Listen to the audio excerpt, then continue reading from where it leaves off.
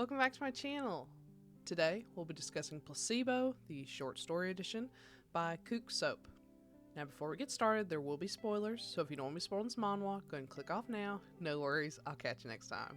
Now for those of you left behind, let's go over some content warnings. There may be references to abuse, violence, mind control, rape, pseudo-incest, ableism, specifically use of the R slur, manipulation, BDSM, and sextortion, as these things do appear in the manhwa.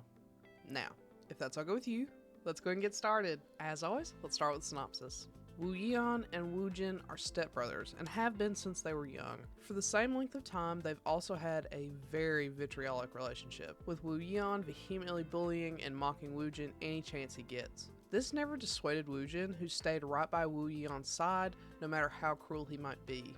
Woo Yeon revels in Woo Jin's loyalty, taking every opportunity to pick on Woo Jin. Woo Yeon doesn't realize that Woo Jin has developed the power of hypnosis and has been using his power to control and dominate Woo Yeon. When Woo Jin finally holds the reins, Woo Yeon will receive every ounce of punishment he's earned over the years. But it isn't in private. It will be in front of the two people he would never want to be seen by: their parents. First off, I want to talk about why I'm reviewing this. I'm super excited that this is getting a full series release, and since it is, I felt it prudent to review the short so we can compare once the full series has concluded. A lot of the gripes I have with this short have to do with the content we aren't privy to, like the parents being hypnotized, how Woo Jin even came upon this power, and the meaning behind the ending smile, which I'm hoping the full series will take the time to explore and expound on.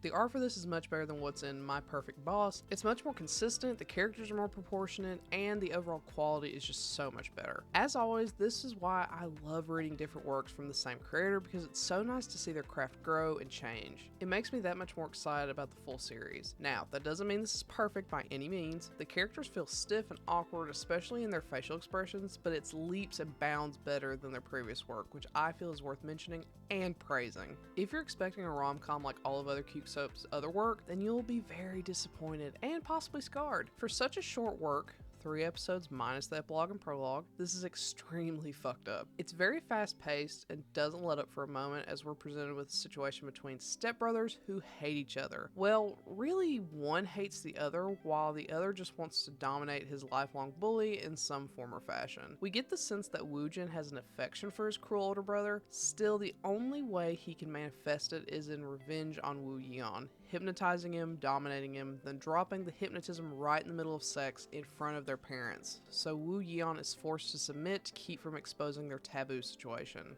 The best and worst part about this is the open ending. During sex, when it seems that Woo Yeon has been forced to placate Woo Jin's sexual desires to avoid exposing himself to their parents, Woo Yeon ends up sneakily smiling as if this was his plan all along. I love the idea that he wanted to be dominated, but I wonder how he knew Woo Jin would try to do this. Is he the one who introduced Woo Yeon to the power of hypnotism? Has Woo Yeon been attracted to Woo Jin all this time, and his own fear of that attraction is what made him so cruel? Unfortunately, we don't get answers to any of these questions, so while the ending is interesting, it is hollow and doesn't make much sense since the rest of the story isn't fleshed out at all. The open ending would be much more satisfying if the information on the hypnotism and their relationship wasn't just dumped on us and was more explored. With all that being said, despite how short it is, I don't feel like this is worth the money or time. It has a lot of interesting elements, but it just doesn't have enough content around those cool elements to make it a worthwhile read. However, knowing it's getting a full series may make it worth it just to see where the content for the series came from. I plan on reviewing the series 2 once it's complete, and I'm really excited to be able to compare them. If you're just looking for non-con, this is the perfect little morsel, but if you want some substance, look elsewhere. So,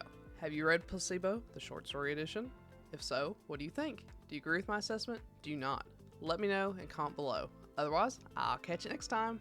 Bye!